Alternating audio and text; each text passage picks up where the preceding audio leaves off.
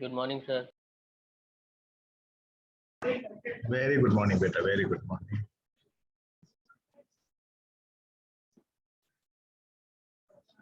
So, how is everyone? How was the weekend?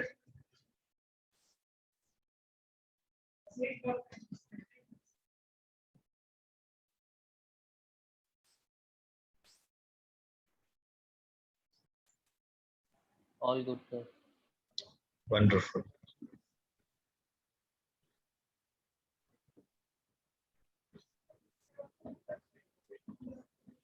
So, today we are going to go further, and hopefully you must have practiced whatever we had discussed beforehand.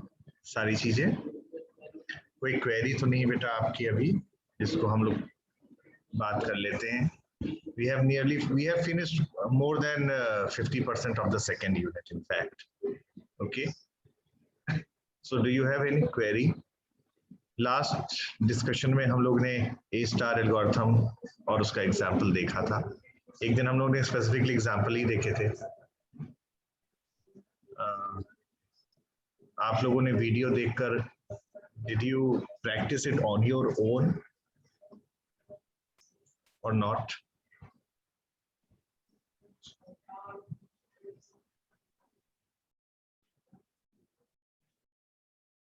And while practicing, आपको कहीं challenges आ रहे थे या कोई question आपको पूछना है?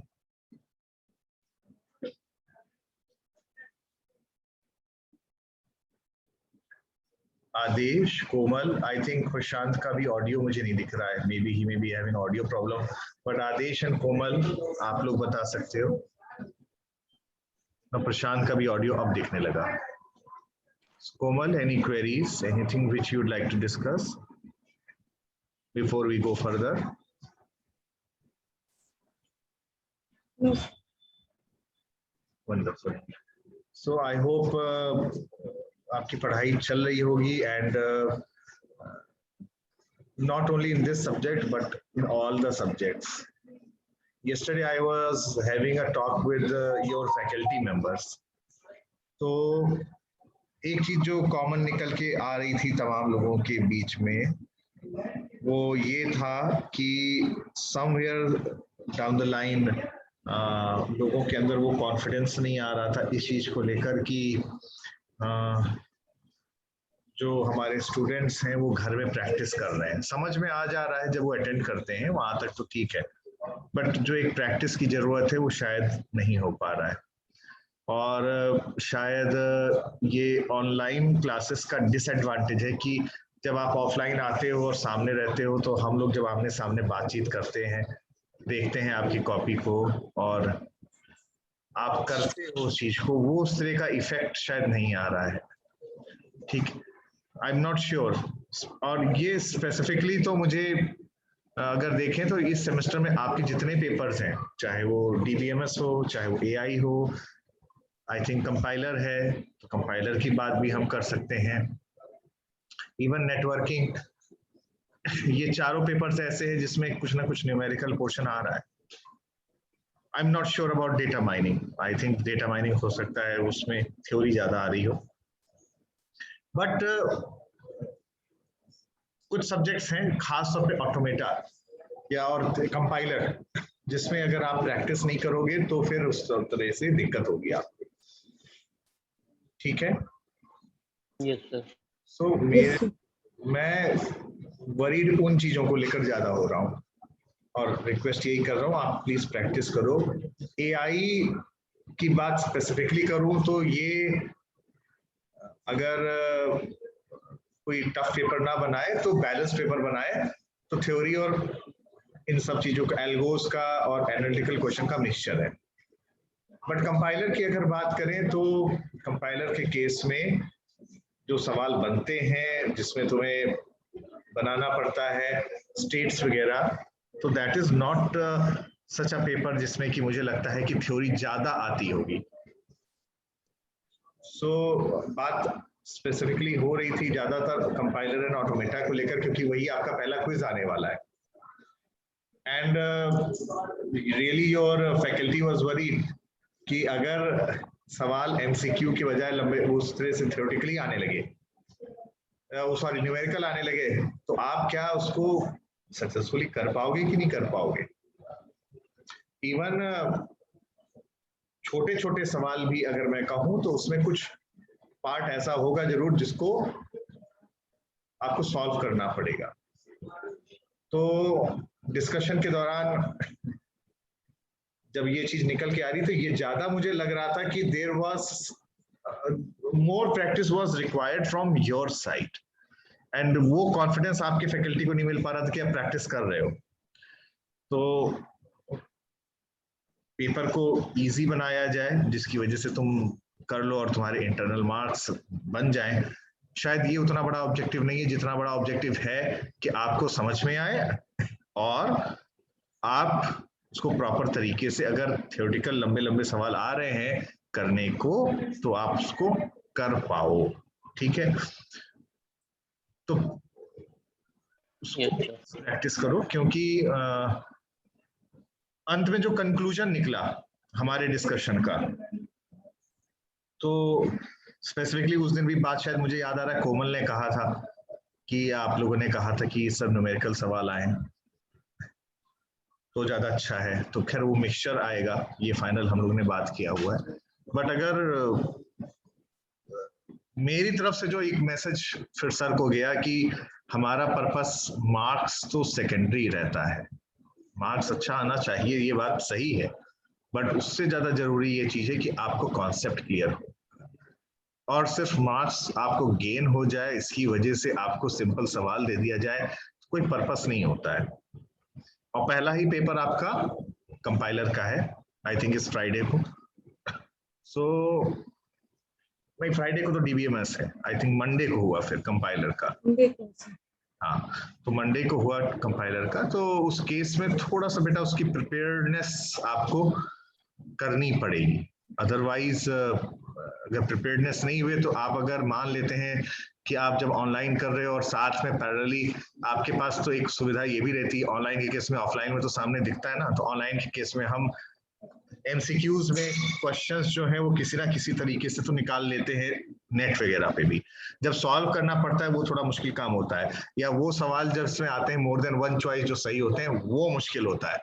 Single choice वाले तो आप पाओगे ज्यादातर किसी तरीके से लोग कर लेते हैं, आपने अपना मिनिमाइज कर लिया, बगल में एक चीज और देख लिया, क्योंकि हम फिजिकली तो आपको देख नहीं रहे उस चीज को लेकर। तो जरूरी ये है ईमानदारी से आप अपने आप ही तो करो, और आप जब अपने आप करोगे तो क्या आप उसको कर पा रहे हो कि नहीं कर पा रहे हो, तो ये बहुत जरूरी चीज है। सो रिक्वेस्ट बेटा यही है कि आप उस पर थोड़ा फोकस करो। सेकेंड, हम एआई में आए तो कोमल, प्रशांत, आदेश, आप 3 लोग तो आए हैं, बट बाकी 2 लोग मैंने ये पाया हुआ है कि वो कहाँ चले जाते हैं, क्या फर्स्ट लेक्चर में रहते हैं?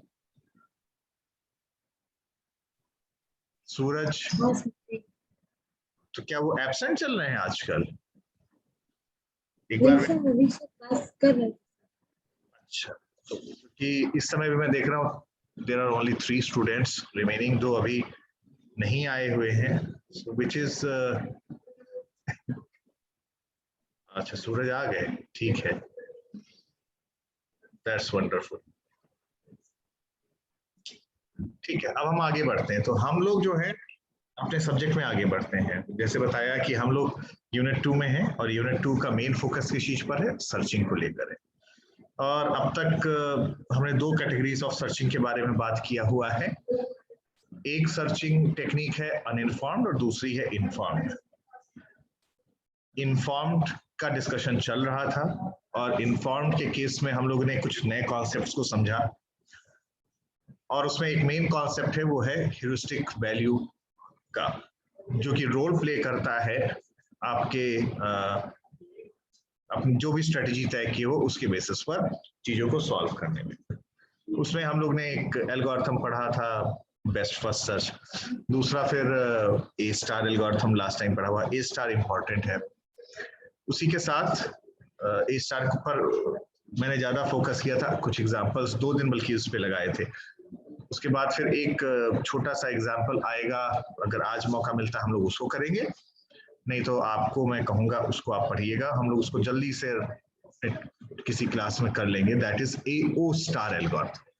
तो AO स्टार एल्गोरिथम जो है वो भी एक इन्फॉर्म्ड सर्च की कैटेगरी में एल्गोरिथम है, बट मेनली जब सवाल उसके बारे में आते हैं तो वो थ्योरेटिकल इन नेचर आते हैं या उसके कॉन्सेप्चुअल पार्ट पे आता है कि आप उसके बारे में हमें बताइए। A stands for AO star में एंड O स्टैंड्स फॉर और।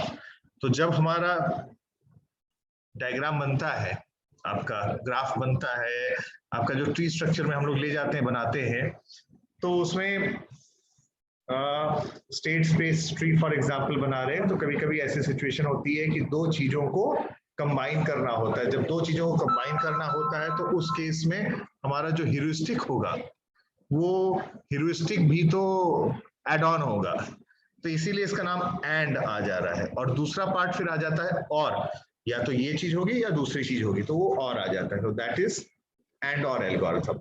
ठीक है, उसका एक एग्जांपल हम लोग बाद में देखेंगे। आज का हमारा जो एजेंडा है वो है hill climbing, hill climbing algorithm.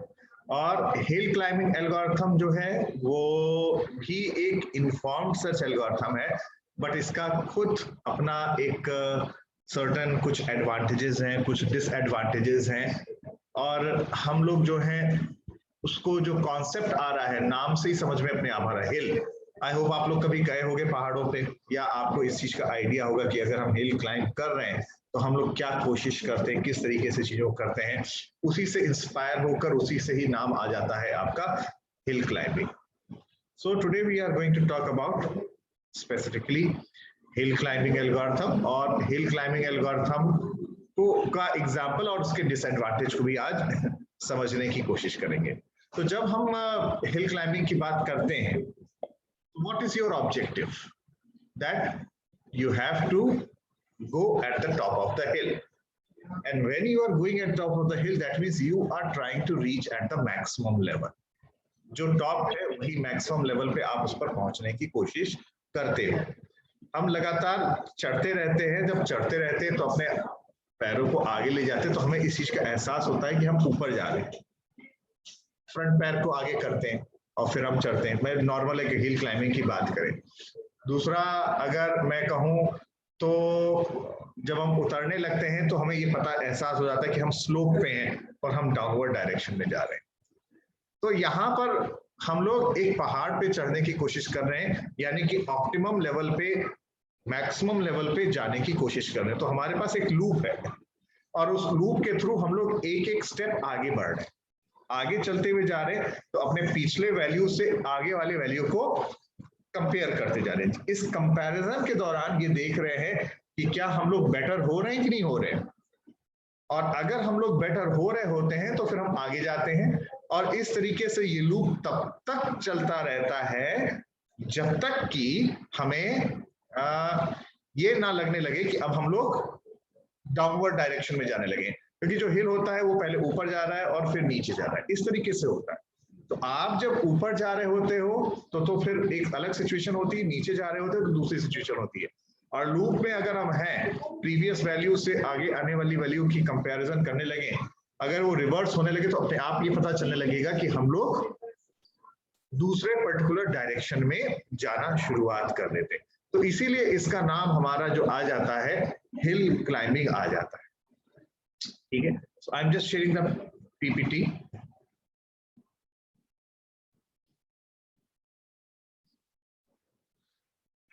So in case of hill climbing, this is again a heuristic search method, and when we say that it is a heuristic search method, what does it mean? That you have some particular information with you. जब word heuristic आ जाता है तो heuristic का मतलब कोई information है, और उसी information की मदद से हम लोग जो हैं आगे जाते रहते हैं। तो हमारे पास क्या सिचुएशन यहाँ पर आ रही है, and along with that we are basically following depth first search. तो हम लोग कहाँ हैं, हम लोग रूट्स पर हैं, रूट से स्टार्ट किए, और अगर हम इसको ट्री फॉर्म में हम लोग बात कर रहे हैं तो हमने इस वाले नोड को और इस वाले नोड को कंपेयर किया, और हमें ये पता चला कि yes we are going at the top of the hill, हम आगे बढ़ रहे हैं, तो हम यहाँ पर पहुंचे और इस पर पहुंचने के बाद फिर हम आगे जाते रहते हैं और उस पोजीशन पे तब तक जाते रहते हैं, वहां पर हम लोग तब तक जाते रहते हैं, या आगे गए फिर लग रहा है कि अभी भी हम मैक्सिमम जा सकते हैं, तो आगे हम लोग पहुंचे और हम लोग वहां पर पहुंचने के बाद जब ये लगने लगता है कि यस आगे वाली जो सिचुएशन है कि वो हमें डाउनवर्ड डायरेक्शन में जा रहा है, तो हम बैक ट्रैक करने लगते हैं। यानी कि एक तरीके से यहाँ पर हम लोग तब बैक ट्रैक करके दूसरे रास्ते को पता करने की कोशिश करते हैं कि क्या इससे बेटर सिचुएशन है, जब हम लोग जो है एक डायरेक्शन में जाते हुए जा रहे हैं और वहां तब रुकेंगे जब हमें लगता है कि अब हम मैक्सिमम वैल्यू को पहुंच चुके हैं। तो this is basically what we are doing, we are following in this case as you can see in the diagram, हम लोग डेप्थ फर्स्ट सर्च टेक्निक के थ्रू हम लोग आगे एक एक करते बढ़ते जा रहे हैं। बट बढ़ किस सिचुएशन में रहे, बढ़ उस सिचुएशन में रहे जब हमें ये लग रहा है कि हम लोग बेटर ह्यूरिस्टिक वैल्यू की ओर हम लोग जा रहे हैं, तभी इसको हम लोग वर्ड ला रहे हैं यहाँ पर हिल क्लाइंबिंग। और इट इज ऑल्सो अब बैक ट्रैकिंग वाला पार्ट कब आने लगता है, तब आने लगता है जब हमें लगता है कि अब हम लोग मैक्सिमम लेवल पे पहुंच चुके हैं। तो इसके तमाम सारे वेरिएशंस हैं, अगर आप हिल क्लाइंबिंग को देखोगे तो हम लोग सारे वेरिएशंस को तो नहीं डिस्कस करेंगे, बट कुछ वेरिएशंस को हम लोग समझने की कोशिश करेंगे, ठीक है। So what we are doing here in this particular case, that एक वेरिएशन हिल क्लाइंबिंग केस में कहलाता है, that is known as generate and test method.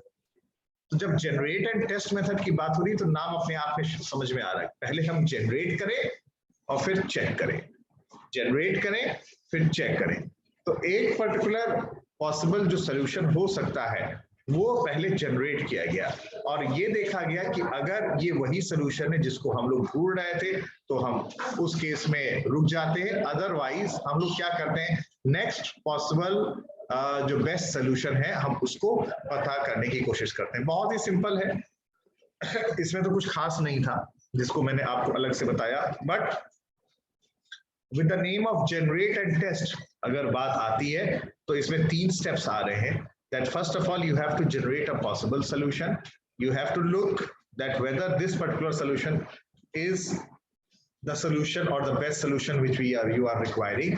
If it is the best solution which you are requiring, then उस case में you stop there, otherwise you go back and look at various other alternatives और various other alternatives को ढूंढते समय फिर से हम ये चेक करते हैं कि हम बेटर सिचुएशन में हम लोग जा रहे हैं कि नहीं जा रहे हैं। तो इसका एडवांटेज क्या है कि हम इस तरह की जो टेक्निक अपना रहे हैं ये पॉसिबल और बेटर तभी है उस पर्टिकुलर केस में है अगर ये छोटे एग्जांपल्स हैं। बड़े एग्जांपल्स का मतलब होता है कि अगर हमारे पास लार्ज स्पेस है, लार्ज स्टेट स्पेस है, तो उस केस में फिर हमारे लिए इस तरीके का मैकेनिज्म जो है वो पॉसिबल नहीं हो पाएगा कि हम आसानी से और वो इफिशिएंट निकले। तो इनफैक्ट इस तरह के मैकेनिज्म में कभी मिले कभी ना मिले ऐसी भी सिचुएशन हो सकती है।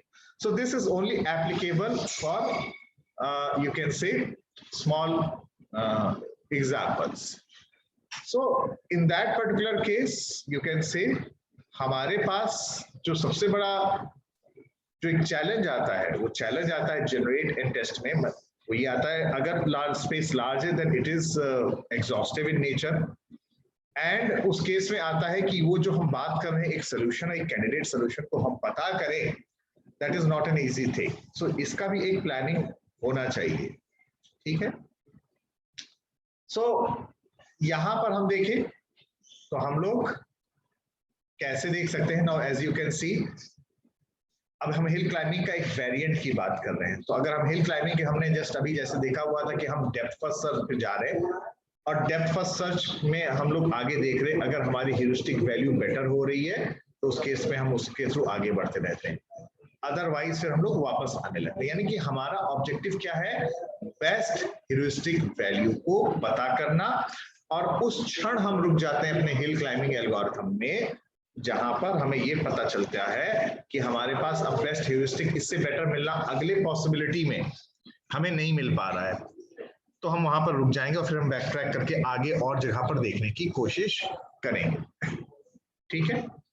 सपोज इस एग्जांपल हम देखें तो यहाँ पर जो नोड्स हमारे पास हैं उसके साथ जो चीजें लिखी हुई हैं that is basically the heuristic values that is written here.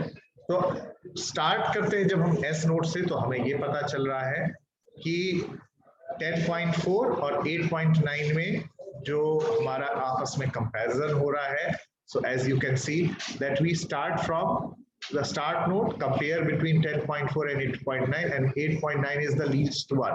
That means हमारे पास heuristic value better हम यहाँ पर मान रहे हैं, इस केस में मान रहे हैं कि ये better है, तो उस केस में हम लोग 8.9 की तरफ जा रहे हैं। आगे हम देख रहे हैं तो अगले वाले heuristic value को फिर कंपेयर किया जा रहा है उस प्रीवियस वाले से, और हम फिर जा रहे हैं 6.9 पे, और इसी कंपैरिजन के साथ हम लोग फिर फाइनली एफ पे पहुंच रहे हैं जहां पे वैल्यू 3.0 दिख रहा है, और उसके बाद फिर हम लोग और फर्दर आगे जा रहे हैं। तो यहां पर हम लोग, कोई जरूरी नहीं है इस पर्टिकुलर डेप्थ फर्स्ट सर्च में, नॉर्मली डेप्थ फर्स्ट सर्च में क्या होता है कि हम लोग पहले लेफ्ट साइड चलने लगते हैं, बट यहाँ पर ह्यूरिस्टिक वैल्यू को देखते हुए हम लोग पहाड़ पे चढ़ने की कोशिश करते हैं उस डायरेक्शन की ओर जिस डायरेक्शन में हमें लगने लगता है अपने इंफॉर्मेशन के बेसिस पर कि उधर बेटर है जाना। जब डेप्थ फर्स्ट सर्च की बात कर रहे थे तो कहीं ह्यूरिस्टिक वैल्यू की बात नहीं हो रही थी।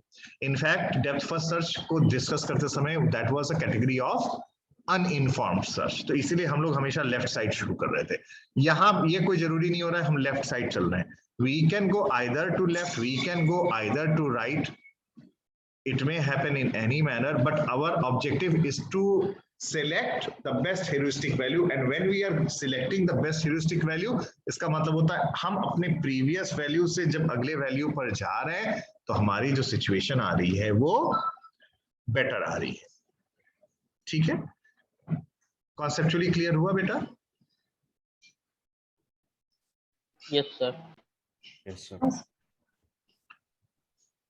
ठीक है।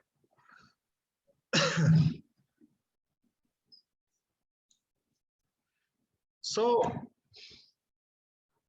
थोड़ा सा अपने एल्गोरिथम को हम लोग और एक्सपैंड करें, तो ये एल्गोरिथम अब आपके लेवल पे अपने आप में वैसे तो सेल्फ एक्सप्लेनेटरी है, जहां पर हमारे पास एक क्यू है और इस क्यू में हम तब तक चलते जा रहे हैं आइदर जब तक कि ये लूप आइटरेट होता रहता है, जब तक either queue is not empty और and the goal is not reached. तो अगर गोल हम लोग पहुंच जाते हैं तो उस पर्टिकुलर केस में हम लोग जाते हैं। नाउ इन दिस केस हम लोग क्या कर रहे हैं, अपने क्यू से एक एक नोड को रिमूव कर रहे हैं, तो उसके नए पास को क्रिएट कर रहे हैं। नए पास को क्रिएट करने के बाद उनको उनके ह्यूरिस्टिक वैल्यू के अकॉर्डिंगली हम सॉर्ट कर रहे हैं, और सॉर्ट करने के बाद फिर हम लोग नेक्स्ट वैल्यू को, जो भी ह्यूरिस्टिक वैल्यू हमें मिनिमम लगता है उसको हम लोग सिलेक्ट करते हुए जाते हैं, और ये चीज जो है वो रिपीट होती जा रही है। ठीक है, सो ये अगर देखा जाए शॉर्ट में क्या है, यहां पर हमें जनरेट भी करना पड़ रहा है अगला हमारा पर क्या आएगा, तो इसीलिए this is basically a combination of depth first search and generate and test search. Generate and test search में क्या है, हम अगली वैल्यू को जनरेट कर रहे हैं, पॉसिबल सोल्यूशन को जनरेट कर रहे हैं। हम जब हिल को क्लाइंब कर रहे हैं तो अगला जो सोल्यूशन हो सकता है, रास्ता हो सकता है, वो हम पता करने की कोशिश करते हैं हम किस डायरेक्शन में जाएं, क्योंकि वो हमारे मैक्सिमम की ओर जाने लगेगा। इसलिए this is a variety and a combination of, you can say, depth first search, as well as we are also using the concept of generate and test method, जो कि अभी जस्ट हमने डिस्कस किया हुआ है। तो this is the algo, but जिसका हमने एक्सपेंशन दिया। बट अगर हिल क्लाइंबिंग की बात करो तो there are certain challenges with it. There are certain challenges with hill climbing also, which we can say that these are the drawbacks. जैसे तुम्हें समझ में आया हुआ है हम कर क्या रहे हैं, हमारे पास एक सिंपल लूप है और वो लूप जो है कंटिन्यूअसली मूव करता जा रहा है in the direction of increasing value. जिस तरफ इंक्रीजिंग वैल्यू या better heuristic, in the increasing value और अ बेटर ह्यूरिस्टिक, और इसी इंक्रीजिंग वैल्यू को हम कह रहे हैं we are going towards uphill. That is why this is known as hill climbing search algorithm. ठीक है, एंड हिल क्लाइंबिंग में तमाम सारे वर्जन्स हैं, जिसमें जो एक इंपॉर्टेंट वर्जन है या कभी कभी अलग से लिख के आता है, that is the steepest ascent version.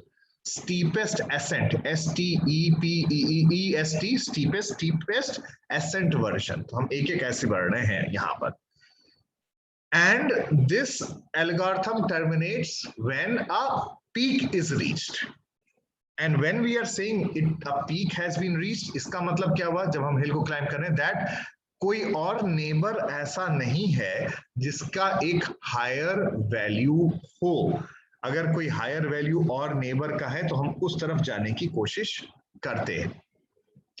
So in this particular case, जैसे हम लोग प्रीवियसली पूरा सारी चीजें मेंटेन रखते थे, यहां पर हम लोग सिर्फ जो है अपने ऑब्जेक्टिव फंक्शन और अपने वैल्यू को हम लोग मेंटेन करते हुए कंपैरिजन करते हुए जा रहे हैं और उसके आगे उसके बेसिस पर आगे बढ़ते हुए जा रहे हैं। नाउ इसका डिसएडवांटेज क्या हो सकता है, कोई बता सकता है?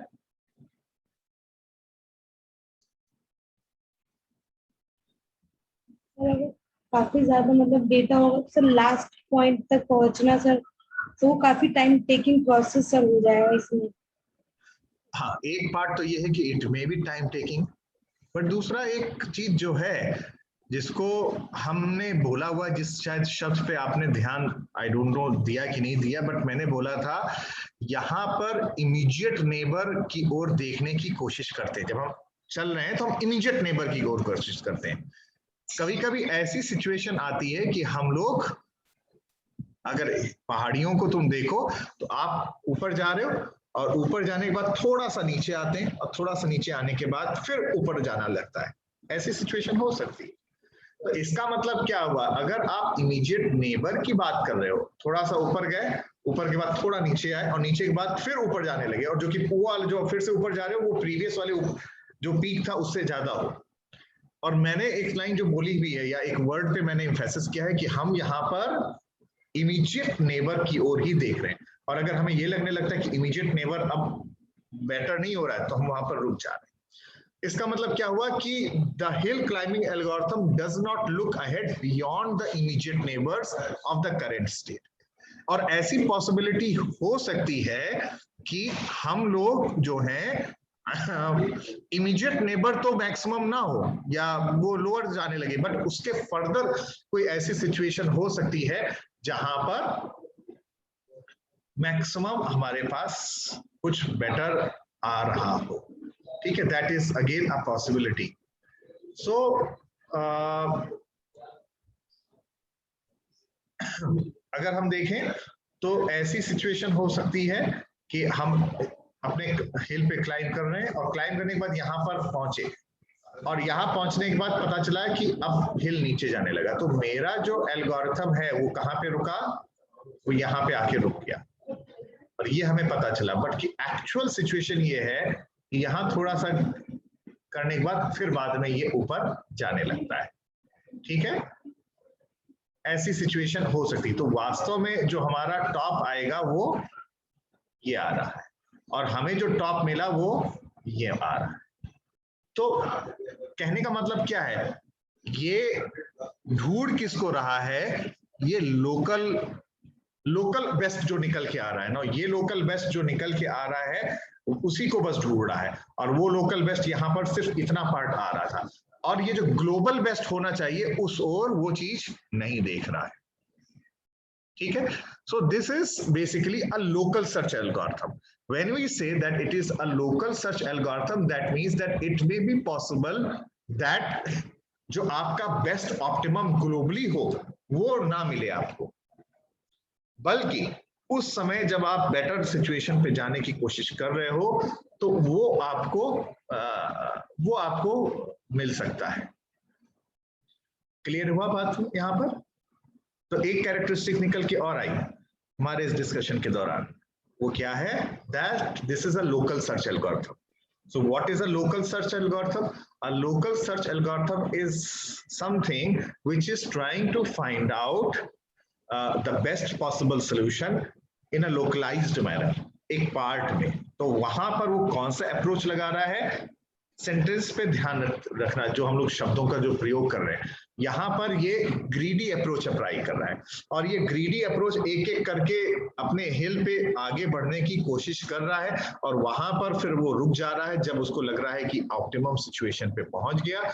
जब वो ऑप्टिमम सिचुएशन पे पहुंच जाता है ग्रीडी अप्रोच के थ्रू, तो फिर वहीं पर रुक जाता है। बल्कि ऐसी पॉसिबिलिटी हो सकती है कि उसके ऊपर भी जो है या उसके थोड़ा सा आगे जाने पर, नीचे के बाद फिर आगे जाएं तो एक बेटर सोल्यूशन पॉसिबिलिटी है। तो ये एक तरीके से इसका ड्रॉबैक आ रहा है। तो ये जो अभी डिस्कशन हमारा रहा, इसमें ड्रॉबैक भी समझ में आ रहा है और इसके कुछ कैरेक्टरिस्टिक्स भी समझ में आ रहे हैं, और एक नया कॉन्सेप्ट हमें समझ में आ रहा है यहाँ पर, वो ये कि लोकल सर्च एल्गोरिथम क्या होता है। तो लोकल सर्च एल्गोरिथम आपको बेस्ट सोल्यूशन, ऑप्टिमम सोल्यूशन एक लोकल लेवल पे पता करने की कोशिश करता है, और यहाँ पर जो अप्रोच अप्लाई कर रहा है वो है ग्रीडी अप्रोच अप्लाई यहाँ पर हो रही है।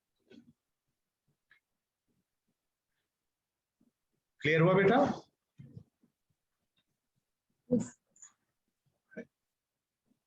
ठीक है। सो एक मिनट,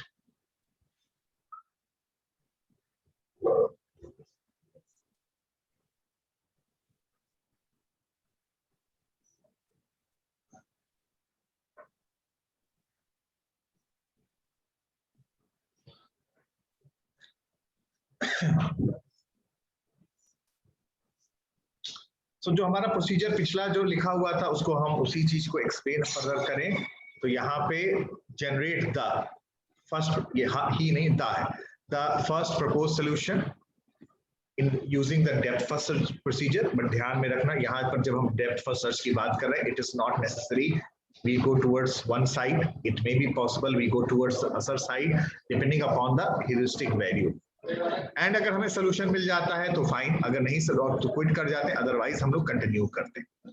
वहां पे जब हम लोग कंटिन्यू कर रहे हैं तो आगे के नए सोल्यूशन को जनरेट करने की कोशिश कर रहे हैं। क्वाइट ऑब्वियस सी बात है, जब हम नए सोल्यूशन को जनरेट कर रहे हैं तो उसमें हम लोग ग्रीडी अप्रोच को अप्लाई कर रहे हैं, और वहां पर जब हम लोग अगला एक कोई पॉसिबल सोल्यूशन मिलता है वहां पे हम फिर चेक करते हैं कि क्या ये ऐसा तो नहीं, ये सोल्यूशन यही हमारा बेस्ट है।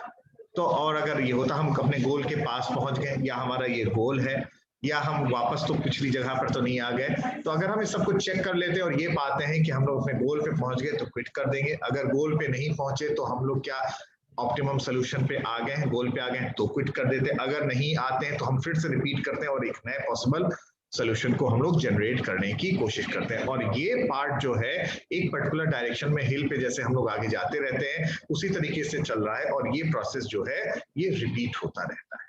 ये हमारा हिल क्लाइंबिंग एल्गोरिथम है, और हम लोग डिस्कशन स्टीप, इसको हिल क्लाइंबिंग को कहते क्या है, उसके तमाम वर्जन हैं, बट एक वर्जन कभी कभी जो आता है एग्जाम में जो लिखने को आता है, या कह सकते हैं इसके बारे में बताइए, that is the steepest ascent algorithm.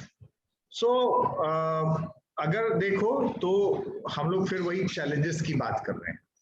So challenges को डिस्कस करते समय हमारे पास क्या निकल के आ रहा है? So hill climbing is also called a globally search local search algorithm, क्योंकि ये बेटर नेबर स्टेट पता करने की कोशिश कर रहा है, और हो सकता है वहीं पर पहुंच जाए, कोई जरूरी नहीं है कि उसको बेस्ट सोल्यूशन मिले, बट ग्लोबली लोकल सर्च के थ्रू ये आगे बढ़ने की कोशिश कर रहा है।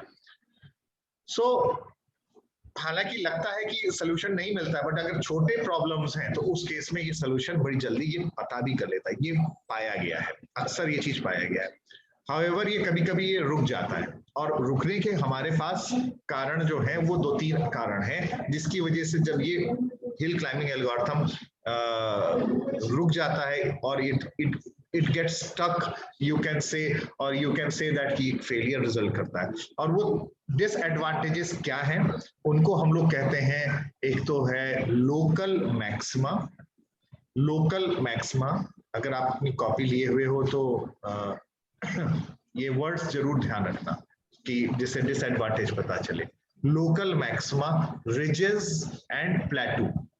लोकल मैक्सिमा, रिजेस एंड प्लेटू, ये 3 एक तरह से डिसएडवांटेजेस हमारे पास हिल क्लाइंबिंग एल्गोरिथम के आते हैं। तो लोकल मैक्सिमा के पार्ट तो अभी हम लोगों ने डिस्कस ही किया हुआ है, और लोकल मैक्सिमा का मतलब यही आ रहा है कि it is a peak that is higher than its neighbouring states, but it is lower than the global maxima. आसपास के जो स्टेट्स हैं उससे तो बेहतर है, बट जो ग्लोबल मैक्सिमा है उससे बेहतर नहीं है, और ग्लोबल मैक्सिमा कहीं और है, बट सिचुएशन ऐसी आ रही, चूंकि हम ग्रीडी अप्रोच अप्लाई कर रहे हैं, तो हम डायरेक्टली उस ग्लोबल मैक्सिमा पे नहीं पहुंच पा रहे।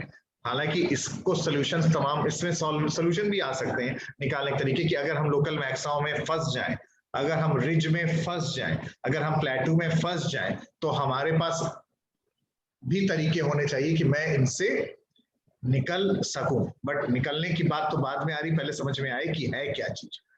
तो हिल क्लाइंबिंग एल्गोरिथम्स में अगर हम लोकल मैक्सिमम पे पहुंच रहे हैं, तो इसका मतलब ये हुआ कि अब चाहे हम पीछे जाएं या हम आगे जाएं, अब हमारे पास जो सिचुएशन आ रही है वो ये आ रही है कि जो ह्यूरिस्टिक वैल्यू आएगी उसके बाद या उसके पहले वो कम ही होगी। और अगर ये कम होने लगी, इसका मतलब हमें लगता है कि हम ऊपर पहुंच गए, बल्कि हमारा मैक्सिमा जो है वो कहीं और है, और वो वास्तव में हम ग्लोबल मैक्सिमा को ढूंढ नहीं पा रहे। फिर दूसरा आता है रिजेस। तो रिजेस जो है उसमें हमारे पास a sequence of local maxima होते हैं, और ग्रीडी अप्रोच को अप्लाई करते समय उनको नेविगेट करना एक कठिन काम होता है। सीक्वेंस ऑफ लोकल मैक्सिमा, एक के बाद एक, जैसे पहाड़ियों की श्रृंखला होती है, वो होते हैं। और इसमें हम अब कहें कि इसमें नेविगेट करते हुए जो है हम लोग ग्रीडी अप्रोच को अप्लाई करें और हम आगे बढ़ते रहें, तो एक टफ काम होता है। और तीसरा आता है प्लेटू। तो प्लेटू क्या है? प्लेटू is basically a flat area of the state space landscape. तो फ्लैट एरिया का मतलब क्या होता है? तो it can be a local maxima. हम पहुंच गए ना, जैसे एकदम पहाड़ पे पहुंच के एकदम तुम एक जगह पहुंच जाओ, तो फिर एकदम उस जगह उस पोर्शन में लगता है कि और ऊपर नहीं है, बल्कि एकदम ये प्लेन आ रहा है।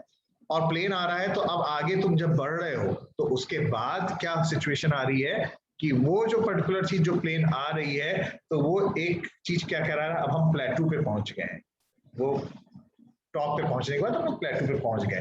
तो प्लेटू क्या है? आपने ऊपर चलना शुरू किया, फिर पीक पे आए, और पीक पे आने के बाद और आगे पीक पे नहीं जा रहे हो, नीचे भी नहीं जा रहे हो, बट आगे जब जा रहे हो तो आपको सेम वैल्यू आपके पास यहाँ पे रिपीट होना शुरू होती है।